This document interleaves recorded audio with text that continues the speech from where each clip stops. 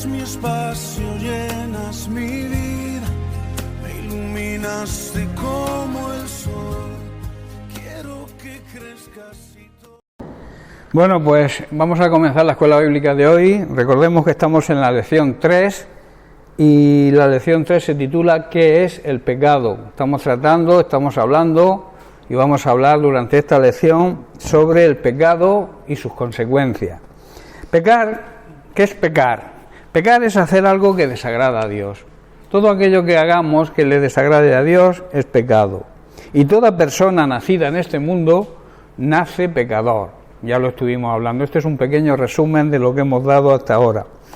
La esencia del problema es que por naturaleza queremos agradarnos a nosotros mismos.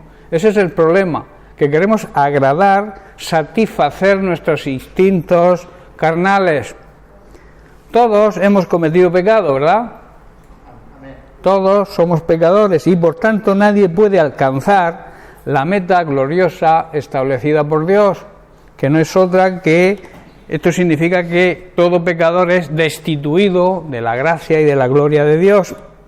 Sin embargo, Dios, que es un Dios de bondad, es un Dios bondadoso y es un Dios que nos ama y que nos ama con un amor que no merecemos, nos declara justos, nos declara inocentes por medio de Cristo, por medio de su sacrificio, quien nos libró precisamente del castigo de nuestros pecados, que no era otro que la condenación eterna. La consecuencia del pecado es la muerte espiritual, o sea, la condenación. Estuvimos analizando algunas de las consecuencias del pecado que repasamos rápidamente. Primero, el pecado entristece a Dios. El pecado trae tristeza al corazón de Dios. Se siente mal de ver cómo su creación, a la cual ha hecho tanto por ella, le da la espalda pecando. Y eso a Dios lo pone triste. También el pecado trae culpabilidad. El pecado siempre trae un sentimiento de culpa. Tenemos la conciencia que nos acusa. Siempre que cometemos algo malo, hay una voz interior, el testimonio interior, la conciencia que se llama, que nos acusa de ese pecado. También el pecado trae separación de Dios. El pecado crea una barrera entre Dios y los hombres. Y esa barrera solamente se puede quitar confesando a Cristo como nuestro Señor y Salvador, arrepintiéndonos de nuestro pecado y dejándolo. También, en cuarto lugar, el pecado trae juicio y castigo eterno. Como he dicho, la consecuencia del pecado es la condenación, es el castigo eterno, pero es para toda la eternidad, que eso deberíamos considerarlo, de comprender lo que significa la eternidad, porque la vida se pasa. Hoy ha muerto la reina Isabel con no sé cuántos años, ¿no?, de Inglaterra, con 90 y un montón de años, pero ha muerto. Al final la vida, por muy longeva que sea, por muy larga que sea, al final se acaba, ¿no? Pero la eternidad no se acaba nunca. La eternidad es algo que no tiene ni principio ni tiene fin. Por eso el pecado trae esa consecuencia, que es la muerte eterna. Igual que existe la vida eterna para los que vivimos obedeciendo a Dios y obedeciendo su palabra y amamos a Dios y le servimos, tenemos vida eterna. Por el contrario, los que viven en pecado y desobedecen a Dios están condenados a la condenación eterna también. Y por último, estudiamos en quinto lugar que el pecado esclaviza. El pecado, decíamos, nos esclaviza, pero Cristo nos hace libres. Y decíamos que no hay persona más libre que aquel que es esclavo de Cristo, ¿verdad? Bien, pues hoy vamos a entrar en la sexta consecuencia del pecado, que es que el pecado causa ceguera espiritual. Y vamos a ir a la segunda carta de los Corintios, al capítulo 4, los versículos 3 y 4, donde dice: pero si nuestro evangelio está encubierto, entre los que se pierden estará encubierto, en los cuales el Dios con minúscula, de este siglo cegó el entendimiento de los incrédulos, para que no les resplandezca la luz del Evangelio de la gloria de Cristo, el cual es la imagen del mismo Dios.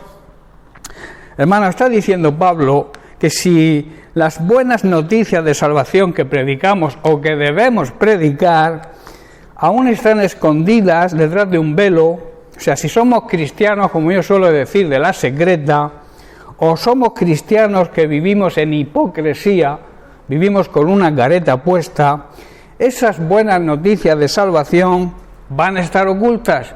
El Evangelio va a estar oculto a los incrédulos y por tanto se perderán y Dios nos pedirá cuentas.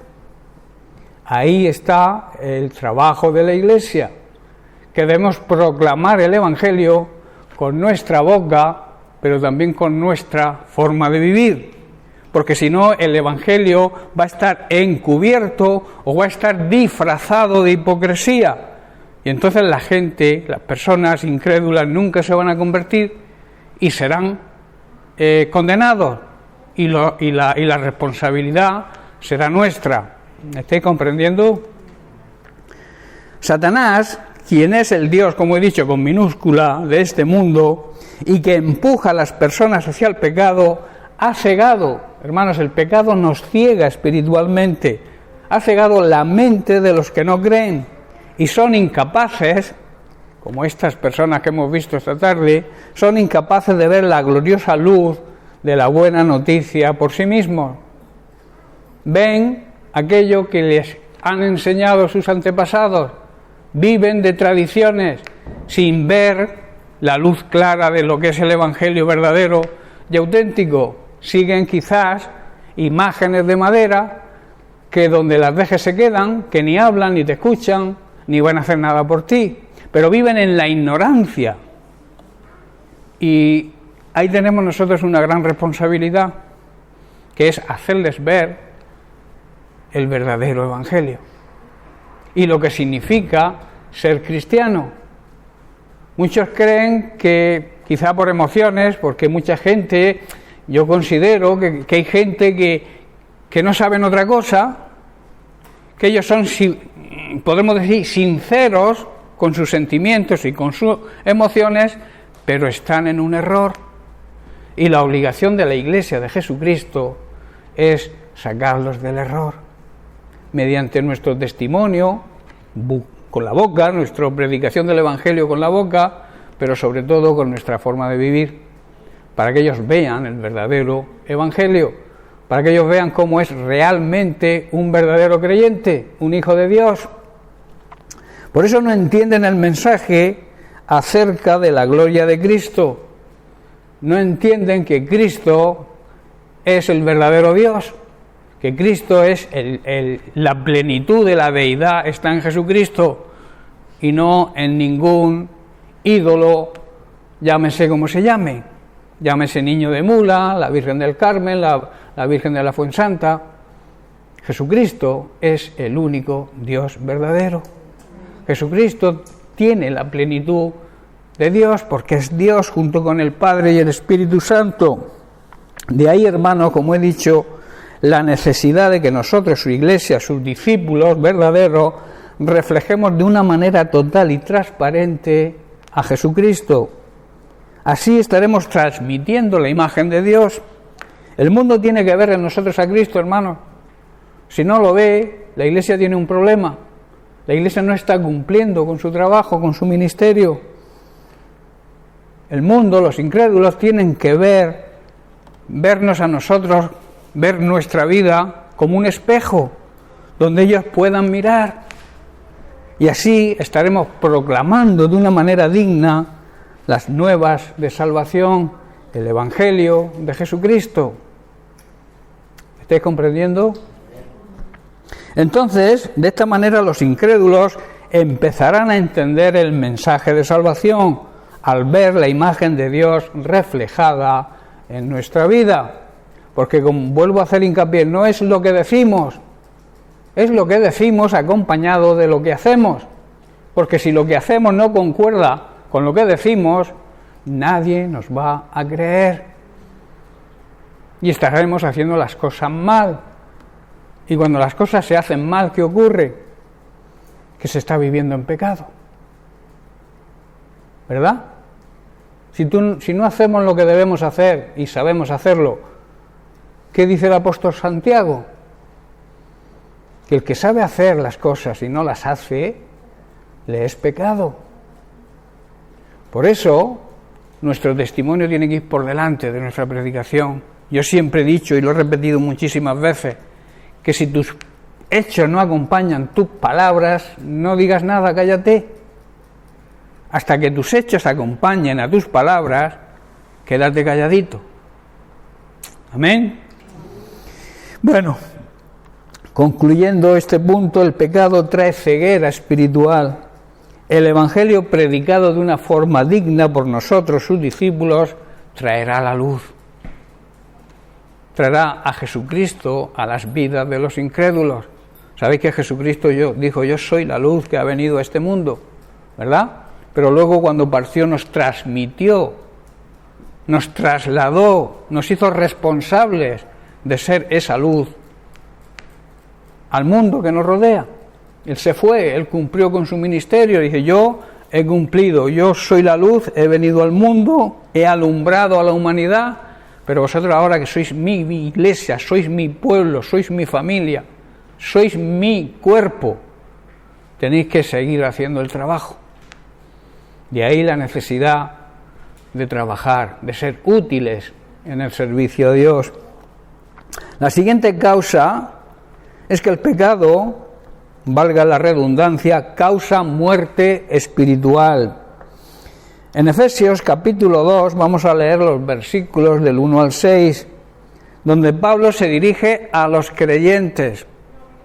Ojito, a los creyentes, no se está dirigiendo a los incrédulos, les habla a los creyentes en Éfeso y dice el verso 1, y Él, refiriéndose a Jesucristo, os dio vida a vosotros cuando estabais muertos en vuestros delitos y pecados.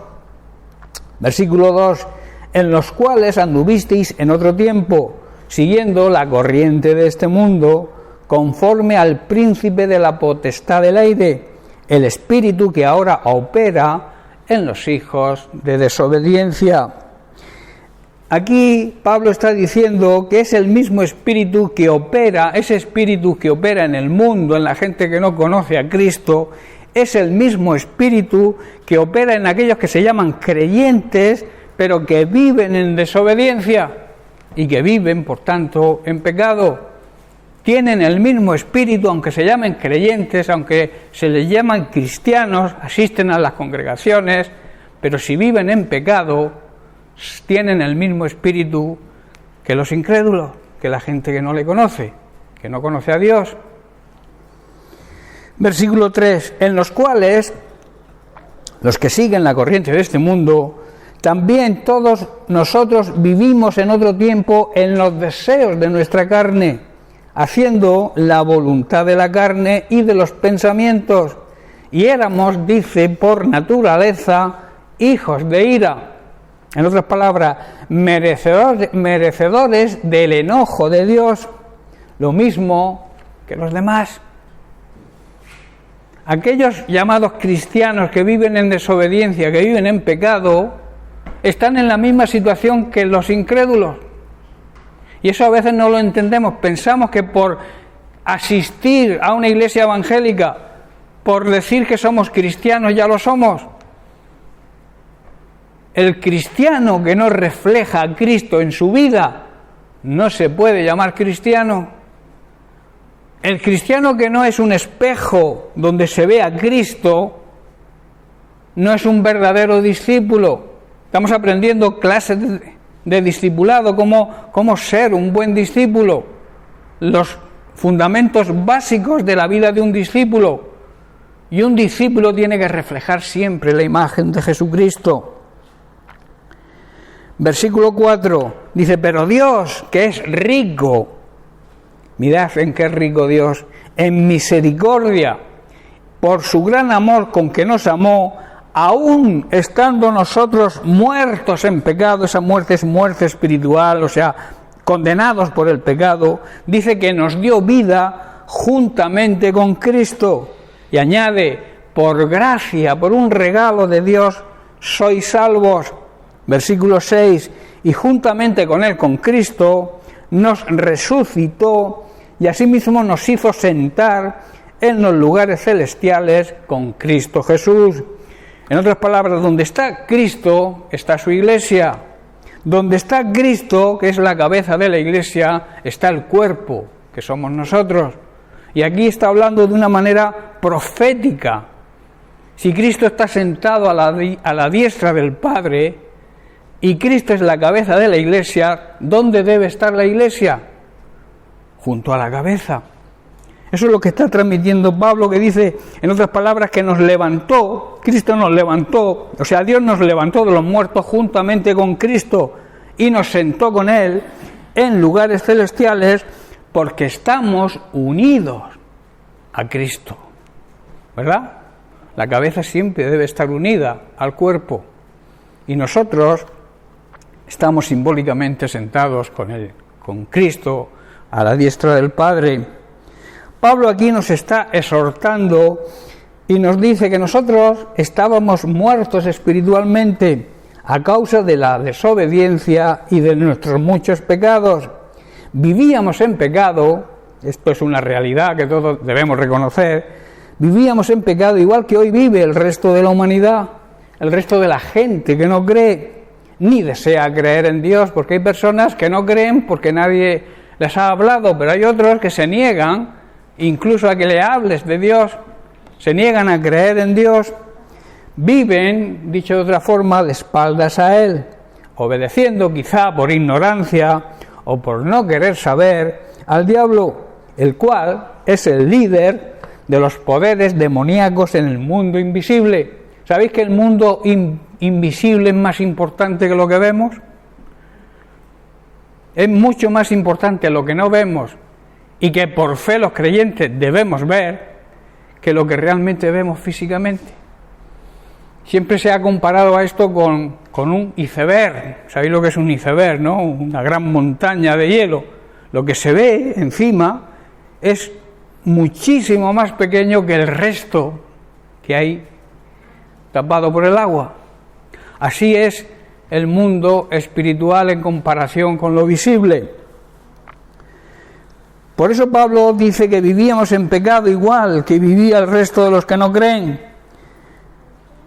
Y dirigidos por ignorancia, como he dicho, o por no saber, por el diablo, por el líder de los poderes demoníacos que abundan en ese mundo invisible. Y esos poderes actúan en el corazón de los que se niegan a obedecer a Dios. Todos nosotros antes vivíamos de esta manera, en pecado, siguiendo los deseos de nuestras pasiones y de la inclinación de nuestra naturaleza pecaminosa. Y por seguir esa naturaleza éramos objeto del enojo de Dios, igual que todo lo demás.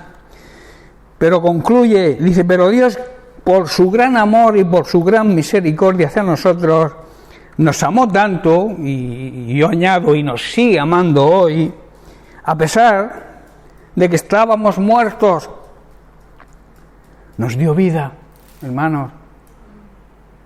Un muerto no puede hacer nada por sí mismo, pero Cristo al morir, su muerte nos dio vida a nosotros. Cuando plantamos una semilla, para que nazca una nueva vida, tiene que morir, ¿verdad? Pues eso prácticamente es lo que Jesucristo hizo, morir para darnos vida, para que surgiera la vida para nosotros. Él se plantó en esta tierra y germinó la nueva vida para nosotros. Pero esa vida tiene que ser en Cristo. Ninguna vida tiene valor ni tiene ningún significado si no es la vida en Cristo. Tú puedes vivir la vida como tú quieras, eres libre, pero la libertad verdadera y auténtica te la da Cristo. Y por eso debemos vivir unidos a Cristo, vivir unidos a nuestra cabeza, que es Cristo, para poder disfrutar de la eternidad. Aquí ya empezar a vivir la vida eterna aquí y después disfrutarla por toda la eternidad en la presencia de nuestro Señor y Salvador Jesucristo. Tremendo, ¿verdad? Y precioso, por otro lado. Esa gracia, hermanos, ese regalo que recibimos sin merecerlo, se llama Jesucristo, y a través de Él somos salvos al reconocerlo como Señor y Salvador y arrepentirnos, claro está, de nuestro pecado, porque el pecado causa, como he dicho, la muerte espiritual. La siguiente causa, el pecado, trae falta de esperanza. Todo aquel que vive en pecado no puede tener esperanza de vida eterna. Es imposible. El que vive guiando o siendo guiado por sus instintos pecaminosos, por su carne, no puede tener la esperanza de la salvación. Por eso en Efesios capítulo 2, también en el versículos 12 y 13, Pablo nos dice: en aquel tiempo estabais sin Cristo. ¿Qué quiere decir? Antes de conocer el Evangelio, antes de aceptar a Jesucristo como Señor y Salvador, vivíamos sin Cristo, ¿verdad? Y estábamos alejados de la ciudadanía de Israel y ajenos a los pactos de la promesa, sin esperanza y sin Dios en el mundo. Pero dice el verso 13, pero ahora en Cristo Jesús, o sea, aquellos que seguimos a Cristo y estamos alejados del pecado, nosotros, que en otro tiempo estábamos lejos, ahora hemos sido hechos cercanos a Cristo por medio de su sacrificio, por medio de su sangre. Ese es el gran misterio del Evangelio. Esa es la gran verdad del Evangelio, que Cristo, a través de su sacrificio, nos acerca de nuevo a la comunión con el Padre. Esa comunión estaba rota por el pecado. Nosotros, al vivir en pecado, había un muro de separación entre Dios y nosotros, pero Cristo, con su muerte, derribó ese muro. Y cuando nosotros lo aceptamos, lo recibimos, aceptamos ese sacrificio y recibimos a Jesucristo como Señor y el único Salvador, ese muro es destruido. Y entonces la relación con Dios vuelve a estar. Podemos tener intimidad con el Señor. Sabéis que Dios no puede relacionarse con el pecado, ¿verdad? Dios es 3 veces santo. Santo es el Padre, santo es el Hijo, santo es el Espíritu Santo. Y Él, en su santidad, no puede relacionarse con el pecado. Él ama a todo ser humano, aunque sea pecador. Él nos ama a toda su creación. Pero solamente se relaciona con aquellos que dejan el pecado, que se arrepienten. Dios los perdona por medio de Cristo y su sacrificio, y entonces se restaura esa comunión tan necesaria. Cuando vivíamos, está diciendo Pablo, apartados de Cristo, no podíamos formar parte de su pueblo, no podíamos formar parte de su familia. Vivíamos, por tanto, alejados de las promesas del pacto que Dios había hecho y sigue haciendo con los que ya pertenecen a su pueblo. Tú eres acreedor a recibir las promesas de Dios cuando formas parte de su familia, cuando eres un hijo de Dios, porque todos somos creación de Dios, pero hijos de Dios son aquellos que lo reciben, que lo aceptan ese sacrificio y reciben a Cristo. Entonces Dios les da el derecho legal, la autoridad, la potestad de ser llamados hijos de Dios. Pero antes, cuando vivíamos en pecado, no teníamos esa ciudadanía, dice la Biblia. No éramos ciudadanos del cielo, no pertenecíamos al pueblo de Dios, no pertenecíamos a su familia. De ahí la necesidad del nuevo nacimiento, ser una nueva creación en Cristo. Las cosas viejas quedaron atrás, dice Pablo también en 2 Corintios, todo quedó atrás, todo ha sido hecho nuevo por medio de Cristo. Por eso somos una nueva creación. Quizás seamos los mismos físicamente, pero interiormente hay una nueva creación, hay un nuevo ser. Ya no pensamos como antes, ya no hacemos las cosas que hacíamos antes, ya no robamos, que antes robábamos quizás, hacíamos cosas que están prohibidas por la ley de Dios, pero hoy ya no las hacemos porque somos una nueva creación en Cristo. Y si lo haces es porque realmente no has nacido de nuevo. Si sigues haciendo lo mismo que hacías antes de convertirte, es porque realmente no te has convertido. Porque el que ha tenido un encuentro personal con Cristo y ha sido renacido por el Espíritu Santo, deja de hacer todo lo malo que hacía antes. Ahora todo lo que hace es bueno y lo que pretende es agradar a Dios en todo. Amén. Por eso el pecado nos quita toda esperanza de pertenecer al pueblo de Dios, de pertenecer a su familia. Si tú quieres pertenecer a la familia de Dios, si tú quieres tener la esperanza de la vida eterna, debes arrepentirte de tu pecado y aceptar el regalo de la salvación por medio de Cristo. Amén. La siguiente consecuencia del pecado es que el pecado corrompe. ¿Qué ocurre cuando algo se ha corrompido? Que huele mal, ¿verdad? Y yo preguntaría, ¿cómo estamos oliendo? ¿Cuál es nuestro perfume? ¿Qué perfume sale de nuestra vida hacia Dios? ¿Cómo nos huele Dios? ¿El perfume que desprendemos le agrada a Dios? Tito capítulo 1 versículos 15 y 16. Mirad qué le dice Pablo a su discípulo Tito, y también es para nosotros hoy. Dice: todas las cosas son puras para los puros, mas para los corrompidos e incrédulos nada le es puro, pues hasta su mente y su conciencia están corrompidas. Profesan, o sea, declaran, dicen conocer a Dios, pero con los hechos lo niegan, lo que decíamos antes, siendo abominables, aborrecibles y rebeldes, reprobados en cuanto a toda buena obra, o sea, no aprobados en sus obras.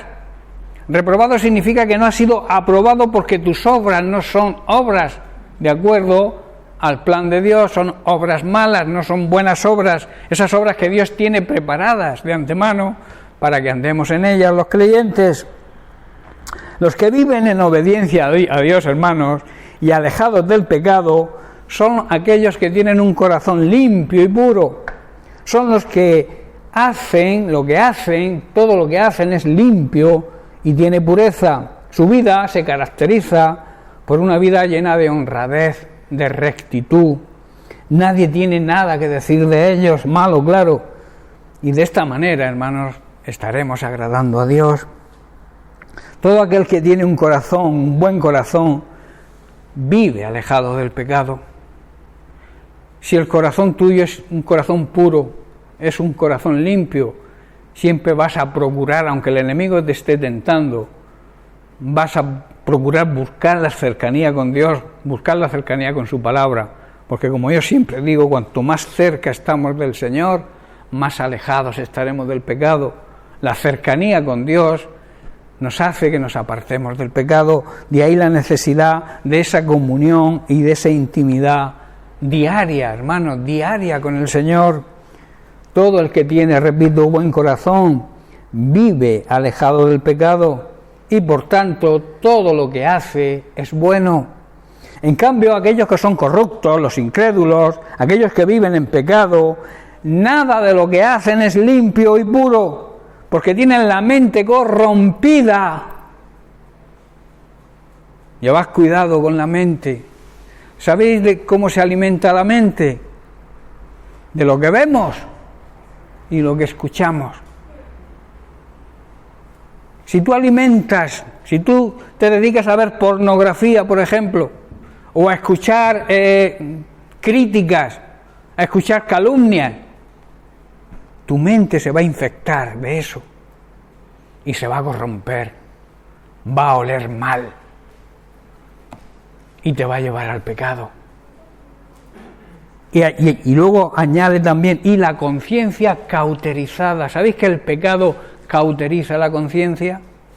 Cuando se empieza a pecar, al principio pecas y sientes como fuerte la voz de tu conciencia, pero si insistes en el pecado, cuanto más vayas pecando, menos vas a escuchar la voz de tu conciencia, porque irás echándole pecado sobre pecado hasta llegar a un punto en que la conciencia se insensibiliza, o sea, pierde toda sensibilidad, se cauteriza.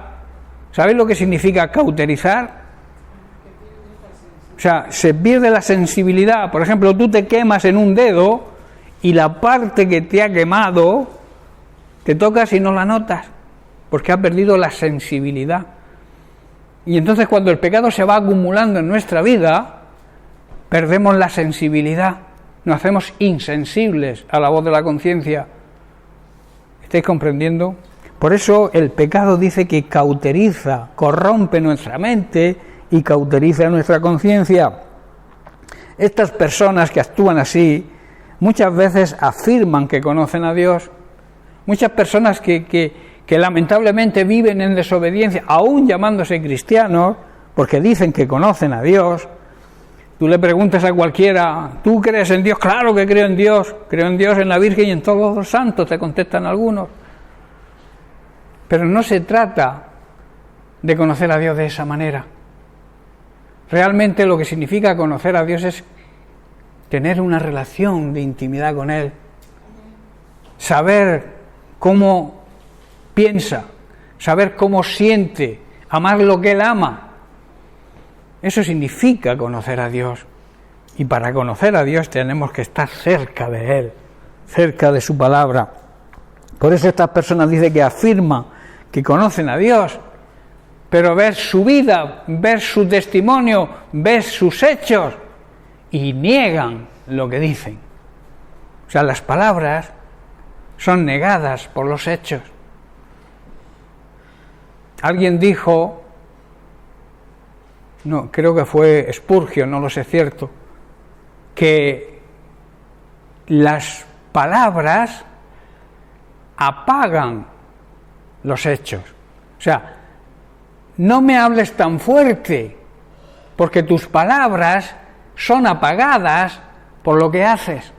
O sea, se oye más lo que haces que lo que dices. ¿Estáis comprendiendo?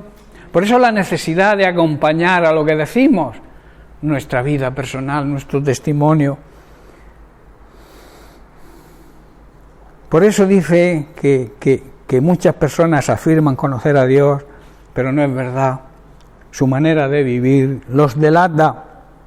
Este tipo de personas, dice la Biblia, que son detestables, que son aborrecibles y ni sirven a la obra de Dios, aunque se llamen cristianos, ni hacen nada bueno.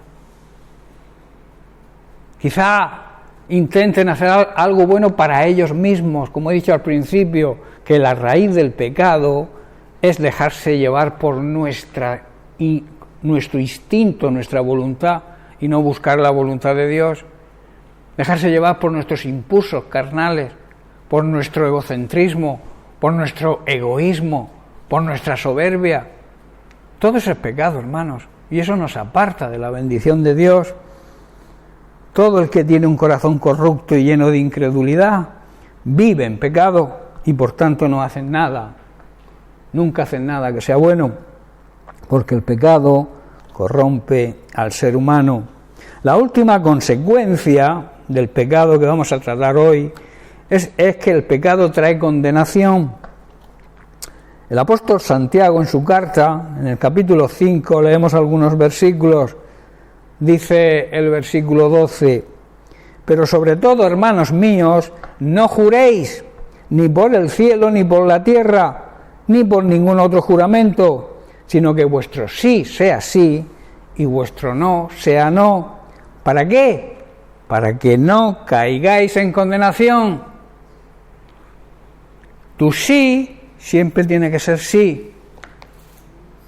Tu no tiene que ser siempre no. No sé si estáis comprendiendo. Yo no puedo decir hoy sobre algo sí y mañana no. ¿Estáis comprendiendo? O decir hoy no y mañana sí. Esas son personas de doble ánimo. Son personas que son como la ola del mar, dice el apóstol, que son zarandeadas por el mar y van de un lado a otro. Hoy piensan una cosa, mañana otra. Hoy empiezo una cosa, no la termino, mañana empiezo otra. Son personas de doble ánimo. Y las personas de doble ánimo no son útiles, no son válidas para el reino de Dios. No debemos nunca, hermanos, jurar ni por la tierra ni por el cielo. No podemos poner, ¿qué quiere decir? Poner a Dios ni a ninguna persona por testigo de lo que nosotros tengamos y debamos tomar una decisión. No debemos nunca poner a Dios por testigo de tus decisiones o de lo que tú vayas a hacer o sobre tus promesas a alguien. No pongas nunca a Dios por testigo, ese es pecado. Te juro por Dios. Eso es una frase horrible. ¿O te juro por mi padre que murió? No. Tú tienes que ser responsable de tus promesas y de tus actos. Que tu sí sea sí y tu no sea no. Pero nunca pongas por testigo a nadie. No jures nunca por nadie, es lo que está diciendo aquí el apóstol. Perdón. Esto lo practicábamos cuando éramos incrédulos. Después, cuando acabemos, tomas de nota y después me preguntas, ¿vale? Tomarse nota y luego en el tiempo de las preguntas os contesto, porque si no pues, se pierde el hilo de la escuela, de la clase. Entonces dice que nunca debemos poner a nadie y menos a Dios por testigo de la decisión que podamos tomar, ni tampoco ninguna otra cosa. Simplemente debemos decir sí. Estás convencido de lo que decimos. Si decimos sí, sí, y si decimos no, no. Y así no pecaremos, hermanos, y no seremos condenados. Luego, como creyentes, dice el apóstol Santiago, tenemos la obligación de restaurar, hermanos, a aquellos que se apartan, a hermanos que están conviviendo con nosotros y de la noche a la mañana desaparecen o se apartan. Nosotros, no el pastor incluye también, pero no es labor exclusiva del pastor rescatar a aquellos que se han perdido o han cometido un error o han escuchado las artimañas del error de personas que solo buscan su interés personal y entonces caen y engañan a las personas. Nosotros, es obligación de toda la Iglesia sacarlos del error. No es el pastor el que tiene solo la obligación, hermanos. Ahí hay una gran confusión en eso. Pues mirad qué dice el apóstol Santiago en el verso 19 del capítulo 5. Hermanos, si alguno de entre vosotros, dice el pastor solo, dice, el pastor tiene la obligación, no. Si alguno de entre vosotros se ha extraviado de la verdad y alguno, no el pastor, y alguno le hace volver, sepa que el que haga volver al pecador del error de su camino, salvará de la muerte un alma y cubrirá multitud de pecados. ¿Estáis comprendiendo? Si nos damos cuenta por la vida que estamos viendo en hermanos que estaban, que no están, y observamos sus vidas,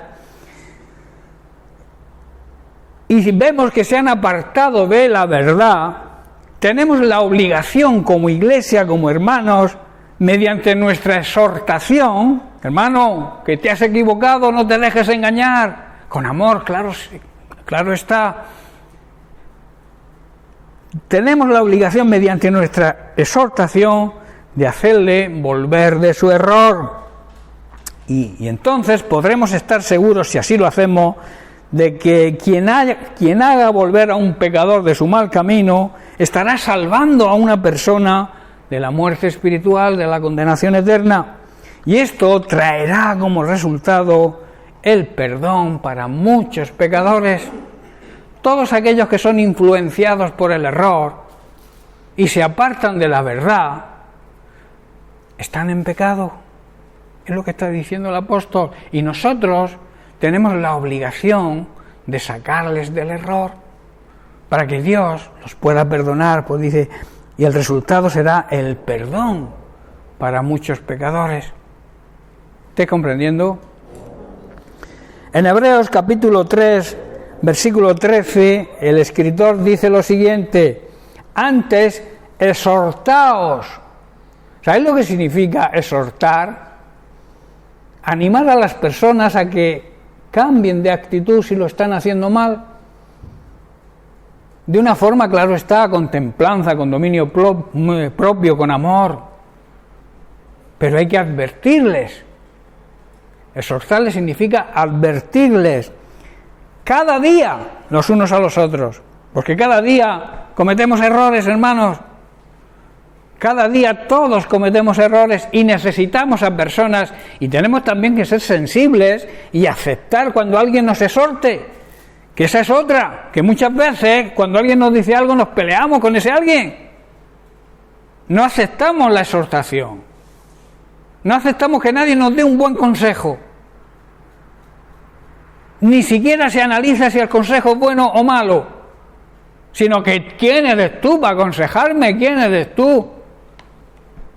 ¿Existe eso, hermanos, o no existe? ¿O me lo estoy inventando yo? Pero la Biblia enseña, y el apóstol Santiago, el escritor de Hebreos dice que debemos exhortarnos cada día. Todos los días necesitamos exhortarnos, avisarnos, advertirnos los unos a los otros cuando vemos que alguno se desvía. Es labor de toda la Iglesia, hermanos. Observar cómo viven nuestros hermanos, porque aquí todos parecemos buenos, ¿verdad? Aquí venimos con la palabra de Dios debajo del brazo, que igual no la cogemos la Biblia en toda la semana, pero el domingo venimos ahí presumiendo de Biblia. La realidad de las personas se ve en el diario vivir. Y entonces, por eso es bueno la convivencia de hermanos. Por eso es bueno que nos visitemos los hermanos unos a otros. Que me invitéis todos los domingos cada familia a vuestra casa. No para espiaros, sino para tener convivencia. Y ahí es donde se ve la realidad de las personas. Cómo viven de estas paredes para afuera. Y la Biblia enseña, como hemos leído, que tenemos la obligación de advertirnos los unos a los otros si caemos en un error, si estamos viviendo de mala manera, si no estamos dando buen testimonio. No es la responsabilidad, vuelvo a repetir, que también, pero vuelvo a repetir, no es la responsabilidad única del pastor, es responsabilidad de toda la Iglesia, y eso debemos asumirlo como un trabajo, como el ministerio de la Iglesia. Aparte de predicar el Evangelio, aparte de ganar almas para Cristo, que también es nuestro trabajo en la Gran Comisión, tenemos la obligación de cuidar los unos de los otros. Y una de las maneras de cuidarnos es precisamente eso: cuando alguien ve que estamos haciendo algo que no es correcto, que nos exhorten, que nos adviertan, y aceptarlo con humildad. Y además ser agradecido y decir: hermano, gracias. Porque estaba ciego, no veía lo que hacía. Gracias, hermano, por advertirme. Eso traerá gran bendición a la Iglesia, hermanos. Si aplicáramos realmente la palabra de Dios en todo lo que la palabra de Dios nos enseña, la Iglesia funcionaría perfectamente. El problema está en que a veces queremos aplicar la Biblia a nuestra vida. Y es al contrario, debemos aplicar nuestra vida a la Biblia. Que nuestra vida funcione de acuerdo a lo que la palabra de Dios dice. Que nuestra casa, que nuestro hogar, que nuestra familia funcione como Dios manda. Y no decirle a Dios: Señor, apruébame esto. Pero vamos a ver, ¿está de acuerdo a mi palabra? Te podría preguntar el Señor, si tú conoces mi palabra, si tú me conoces, tienes comunión conmigo, ¿sabes que eso está bien o sabes que eso está mal? ¿Verdad? Si nos precipitamos a veces y tomamos decisiones que luego decimos, es que yo soy buen cristiano, voy a la iglesia todos los domingos, voy a la escuela bíblica, diezmo de mis ofrendas, ¿por qué me ha salido esto mal? Si es que no se trata de una rutina de hacer cosas, se trata de obedecer la palabra de Dios. Y si la palabra de Dios dice que tienes que consultar con Él las cosas para que te salgan bien, hazlo. Hazlo, sé sabio, hazlo. Y Él te va a mostrar el camino a seguir. El problema a veces es que hay salidas que Dios nos provee, pero como no se las consultamos, nos salimos por otro lado y nos las pegamos. Y luego decimos, Señor, ¿por qué? ¿Por qué? Porque has tomado tú la decisión. ¿Me has consultado? Te podría preguntar el Señor, ¿verdad? Yo es que soy buen cristiano. Yo hago. Las obras no te salvan, hermano. Yo hago son obras, ¿no? No es lo que haces. Es cómo lo haces. Si lo haces consultando a Dios, vas a tener una respuesta. Si lo haces de espaldas a la palabra de Dios, pues te puede salir bien, de chiripa, como se suele decir, pero lo más seguro es que te salga mal. Si quieres el éxito en tu vida, en todo lo que emprendas, en tus estudios, en tu vida laboral, en tu vida familiar, en tu entorno y en tu vida espiritual, si lo haces de acuerdo a la palabra de Dios, tendrás bendición. Las cosas te saldrán bien. Serás prosperado, que es lo que significa prosperar, que las cosas te salgan bien. No confundamos la prosperidad material con la prosperidad que Dios quiere para nosotros, que es que las cosas nos salgan bien, que tengamos lo necesario para vivir. Eso es lo que quiere Dios de nosotros, pero claro, demanda de nosotros obediencia a su palabra y dejarnos guiar. Jesús dijo poco antes de partir, os conviene que yo me vaya, porque cuando yo me vaya vendrá el Espíritu Santo. Entramos en una dispensación diferente a la que vivieron los anteriores, nuestros antepasados que caminaron con Cristo. Estamos en la dispensación del Espíritu Santo. Jesús caminaba con, Jesús Dios caminaba con, Espíritu Santo Dios vive en, que es diferente, ¿verdad?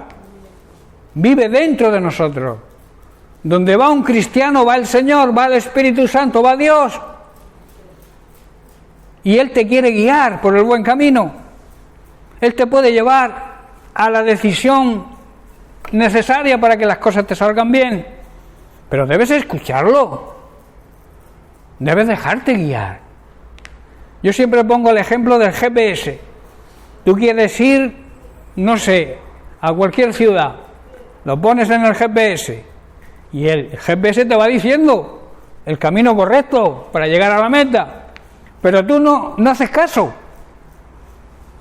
¿Tú crees que vas a llegar a la meta? ¿Vas a llegar donde quieres ir si no obedeces al GPS? Pues con la Biblia, con la palabra de Dios pasa lo mismo. Es nuestra guía, el Espíritu Santo es nuestro guía. El Espíritu Santo nos va a mostrar por dónde debemos caminar, la decisión que debemos tomar en cada momento. Que a veces la vida está llena de decisiones. Tomamos muchísimas decisiones y lamentablemente la mayoría equivocadas. Y es porque o no nos fiamos de Dios, o no tenemos la fe suficiente, o nos creemos tan suficientes que no necesitamos a Dios. Entonces dejamos de ser humildes. Y una de las cualidades que yo siempre digo, básica para la vida de un creyente, es la humildad. Jesús dijo, aprended de mí, que soy manso y humilde de corazón. Humilde de verdad. La humildad debe ir por delante. Debemos aceptar la guía del Espíritu Santo, porque el Espíritu Santo nos va a guiar a toda la verdad. Tú necesitas tomar una decisión. La necesitas tomar rápidamente. Si necesitas tomar una buena decisión, ponte en comunión con el Señor. Búscala en la palabra de Dios. Busca esa intimidad necesaria. Refuérzala si es necesario, además de la oración, con el ayuno. Porque el ayuno potencia nuestra oración. Hay cosas que se consiguen con oración, pero también otras es necesario el ayuno. Y el ayuno no se hace para no engordar, que muchas veces hay muchos que ayunan por no engordar, ¿no? El ayuno es decirle a Dios, lo más importante para mí hoy es estar en comunión contigo, y por eso ni como. Esa debe ser la misión del ayuno. Reforzar nuestra oración con el ayuno. ¿Estáis comprendiendo, hermano? Y entonces, dejarnos guiar por el Espíritu Santo. Bien, pues lo vamos a dejar aquí porque ya entramos, digamos, en otra nueva consideración acerca del pecado, que es las palabras que emplea la Biblia para definir lo que es pecado. Hay cantidad de palabras que no son iguales y vamos a tratar la semana que viene de empezar a deducir dónde la Biblia dice pecado significa esto, porque dice esta palabra o otra palabra que significa otro. En general, pecado, como he dicho, es hacer cosas que desagradan a Dios, pero hay muchas maneras de desagradar a Dios, y es lo que vamos a ir estudiando a partir de la semana que viene. Bien, pues que Dios les bendiga, y como he dicho, seguimos la semana que viene con esta misma lección.